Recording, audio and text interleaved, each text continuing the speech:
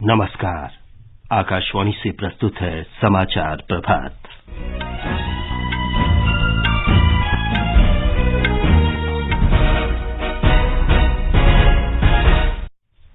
भारत और सर्बिया इस दशक के अंत तक 1 अरब यूरो का द्विपक्षीय व्यापार करने पर सहमत।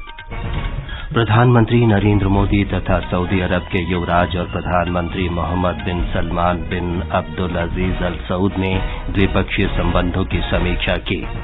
संपर्क, ऊर्जा और रक्षा सहयोग बढ़ाने के उपायों पर भी विचार विमर्श हुआ। चक्रवात बिपरजॉय अरब सागर में उत्तर की ओर बढ़ा, गुजरात के तटवर्ती इलाकों में हाई अलर्ट। केंद्रीय खेल मंत्री अनुराग सिंह ठाकुर ने इस महीने बर्लिन में विशेष ओलंपिक ग्रीष्मकालीन खेल के लिए भारतीय दल को रवाना किया। और फ्रेंच ओपन टेनिस में पुरुष एकल सेमीफाइनल में आज कार्लोस अल्काराज का मुकाबला नोवाक जोकोविच से और कैस्पर रूड का सामना अलेक्जेंडर ज़वेरेव से होगा। समाचार प्रभात के साथ मैं विमलेंदु पांडे। राष्ट्रपति द्रौपदी मुर्मू और सर्बिया के राष्ट्रपति अलेक्जेंडर वुचिच द्विपक्षीय व्यापार को इस दशक के अंत तक 32 करोड़ यूरो से बढ़ाकर 1 अरब यूरो करने पर सहमत हो गए हैं। ये जानकारी कल बेलग्रेड में विदेश मंत्रालय ने दी। राष्ट्रपति सर्बिया की 3 दिन की राजकीय यात्रा पर हैं। भारत सर्बिया संबंधों के बारे में मीडिया को जानकारी देते हुए विदेश मंत्रालय में सचिव संजय वर्मा ने बताया कि इस यात्रा के दौरान राष्ट्रपति मुर्मू ने दोनों पक्षों के बीच संबंधों का उल्लेख करते हुए कहा कि दोनों देशों के बीच मूल हितों की आपसी साझेदारी है। She addressed a gathering of Indian diaspora and friends of India. She underlined that both India and Serbia are ancient lands and the relationship has been defined in the context of the non-aligned movement. In recent years, both sides have shared understanding of each other's core interests. Serbia has been a valuable partner in India's Sustainable Development Program. As India emerges as a leading power, इससे पहले media को दिए गए एक संयुक्त press वक्तव्य में राष्ट्रपति मुर्मू ने शिष्टमंडल स्तर की वार्ता के सकारात्मक परिणामों और दोनों देशों के बीच संभावित सहयोग के विविध क्षेत्रों पर कार्य करने के निश्चय का उल्लेख किया। हमारे द्विपक्षीय संबंधों के सभी महत्वपूर्ण पहलुओं और समान हितों के वैश्विक और क्षेत्रीय मुद्दे पर राष्ट्रपति वुचिच के साथ मेरे रचनात्मक और सार्थक बैठक हुई है। हमने अपने लंबे समय से चले आ रहे द्विपक्षीय संबंधों, विशेष रूप से व्यापार और निवेश, विज्ञान और प्रौद्योगिकी, सूचना और डिजिटल टेक्नोलॉजी और लोगों से लोगों के बीच संपर्क को और बढ़ावा देने का भी संकल्प लिया। सर्बिया के राष्ट्रपति अलेक्जेंडर वुचिच ने भी भारतीयों को वीजा जारी करने की प्रक्रिया को सरल बनाने का वायदा किया। उन्होंने विश्वास व्यक्त किया कि दोनों देशों के बीच विमान सेवा जल्द शुरू की जाएगी। राष्ट्रपति मुर्मू 4 से 9 जून तक सूरीनाम और सर्बिया के राजकीय दौरे को पूरा कर आज स्वदेश लौट आएंगे। प्रधानमंत्री नरेंद्र मोदी तथा सऊदी अरब के युवराज और प्रधानमंत्री मोहम्मद बिन सलमान बिन अब्दुल अजीज अल सऊद ने कल टेलीफोन पर हुई बातचीत में द्विपक्षीय संबंधों की समीक्षा की। बातचीत के दौरान संपर्क, ऊर्जा और रक्षा सहयोग बढ़ाने के उपायों पर विचार विमर्श हुआ। दोनों नेताओं ने परस्पर हित के बहुपक्षीय तथा वैश्विक मुद्दों पर विचार विमर्श किया। श्री मोदी ने इस वर्ष अप्रैल में जेद्दाह होते हुए सूडान से भारतीय नागरिकों को सुरक्षित निकालने में सऊदी अरब के सहयोग के लिए युवराज का आभार व्यक्त किया। उन्होंने आगामी हज यात्रा के लिए भी शुभकामनाएं दी। सऊदी अरब के युवराज ने भारत की G20 की अध्यक्षता के तहत की जा रही पहल के प्रति पूरा समर्थन व्यक्त किया। विदेश मंत्री डॉक्टर सुब्रमण्यम जयशंकर ने कनाडा में पूर्व प्रधानमंत्री इंदिरा गांधी की हत्या को दर्शाते हुए जश्न मनाए जाने की घटना की कड़ी निंदा की है। नई दिल्ली में कल पत्रकारों से बातचीत में डॉक्टर जयशंकर ने कहा कि कनाडा में अलगाववादियों, उग्रवादियों और हिंसा की वकालत करने वालों को समर्थन दिया जाना दोनों देशों के संबंधों के लिए अच्छा नहीं है। Canada has continuously and frankly we are at a loss to understand other than the requirements of vote bank politics why anybody would do this. Because if you look at their history, I mean, you would imagine that they learn by the history and they wouldn't like to repeat that history. So it isn't only one incident, however egregious it may be. I think there is a larger underlying issue about the space which is given to separatists, to extremists, to people who advocate violence. Canada से निर्वासन का सामना कर रहे करीब 700 भारतीय विद्यार्थियों के बारे में डॉक्टर जयशंकर ने कहा कि कनाडा के अधिकारियों की ओर से उन विद्यार्थियों को दंडित करना अनुचित है जिन्होंने ईमानदारी के साथ शिक्षा ग्रहण की है। ये समाचार आकाशवाणी से प्रसारित किए जा रहे हैं।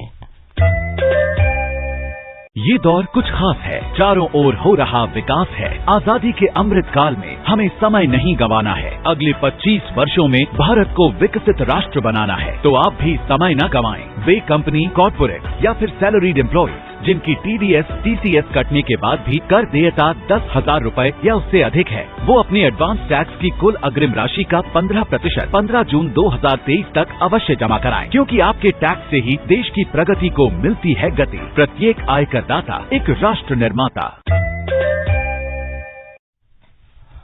समाचार प्रभात में आपका फिर स्वागत है। केंद्र में नरेंद्र मोदी सरकार ने पिछले महीने 9 वर्ष पूरे कर लिए हैं। आकाशवाणी समाचार सरकार के विभिन्न पहल पर विशेष श्रृंखला प्रसारित कर रहा है। आज के कार्यक्रम में हम राष्ट्रीय क्वांटम मिशन पर एक नजर डालते हैं। इसका उद्देश्य क्वांटम प्रौद्योगिकी के लिए वैज्ञानिक और औद्योगिक अनुसंधान और विकास को बढ़ावा देना है। क्वांटम प्रौद्योगिकी तेजी से उभरता हुआ क्षेत्र है जिसने कंप्यूटिंग और संचार के क्षेत्र में क्रांति लाने की क्षमता है। इस प्रौद्योगिकी में न केवल सभी उद्योगों को बदलने की क्षमता है, बल्कि यह रोजगार के महत्वपूर्ण अवसर भी पैदा करेगी। वैज्ञानिक और औद्योगिक अनुसंधान और विकास को बढ़ाने के उद्देश्य से इस साल अप्रैल में 6,000 करोड़ से अधिक की लागत से 2023-24 से 2030-31 के लिए राष्ट्रीय क्वांटम मिशन को मंजूरी दी गई थी। विज्ञान एवं प्रौद्योगिकी मंत्री डॉक्टर जितेंद्र सिंह ने कहा था कि यह मिशन भारत को विश्व पटल पर एक नई ऊंचाई प्रदान करेगा। Quantum technology is the one which is essentially related with information processing, with the sharing of information. And this is a technology which makes the information processing faster, more authentic, more precise, more secure. This national quantum mission is going to give India a quantum jump in the world arena. There are only 6 countries so far who have this technology. राष्ट्रीय quantum mission देश में प्रौद्योगिकी विकास से संबंधित ecosystem को वैश्विक प्रतिस्पर्धी स्तर पर ले जाने की क्षमता रखता है। इस मिशन से संचार, स्वास्थ्य, वित्तीय और ऊर्जा क्षेत्रों के साथ साथ दवाओं के निर्माण और अंतरिक्ष क्षेत्र को बहुत लाभ होगा। यह digital India, make in India, skill India, startup India, आत्मनिर्भर भारत और सतत विकास लक्ष्यों जैसी राष्ट्रीय प्राथमिकताओं को व्यापक रूप से बढ़ावा देगा। दीपेंद्र कुमार, आकाशवाणी समाचार, दिल्ली। सरकार ने वर्तमान ओलंपिक के लिए अब तक 450 करोड़ रुपए व्यय किए हैं। ये राशि प्रशिक्षण उपकरणों और अन्य सुविधाओं पर व्यय की गई है। आवश्यकता होने पर सरकार और अधिक सहयोग देगी ताकि पेरिस ओलंपिक 2024 में भारत नए रिकॉर्ड बना सके। केंद्रीय खेल मंत्री अनुराग सिंह ठाकुर ने कल नई दिल्ली में आयोजित एक कार्यक्रम में कहा कि भारत ने पिछले ओलंपिक, पैरालंपिक और राष्ट्रमंडल खेलों में अब तक का सर्वोत्तम प्रदर्शन किया है। स्पेशल ओलंपिक वर्ल्ड गेम्स में जर्मनी में इतना बड़ा कंटिंजेंट आप लेकर जा रहे हो, आप सबको बहुत बहुत शुभकामनाएं देना चाहता हूं। 198 एथलीट्स, यूनिफाइड पार्टनर्स और 57 कोचेस, ये हमारे 23 राज्यों से चयनित होकर आए हैं और मुझे पूर्ण विश्वास है जब ये जाएंगे तो जर्मनी में तिरंगा भी लहराएंगे।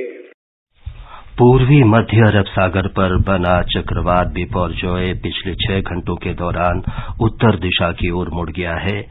अभी ये गोवा से लगभग 840 किलोमीटर और मुंबई से 870 किलोमीटर पश्चिम दक्षिण पश्चिम तथा पोरबंदर से 870 किलोमीटर दक्षिण दक्षिण पश्चिम में केंद्रित है।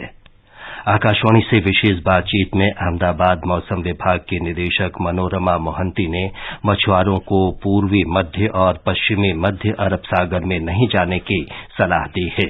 अगले 5 दिन में मोस्टली जो इम्पैक्ट है फिशरमैन के लिए और पोर्ट वार्निंग दिया गया है कि वो सेंट्रल अरेबियन सी ना जाएं। जितने लोग हैं डीप सी में फिशरमैन, उनको कोस्ट का पास आने के लिए एडवाइस दिया गया है। 10 तारीख से गुजरात कोस्ट के लिए वार्निंग है। कुल मिला के फिशरमैन वार्निंग लैंड एरिया के लिए नेक्स्ट 5 दिन में साइक्लोन का कोई खतरा नहीं है।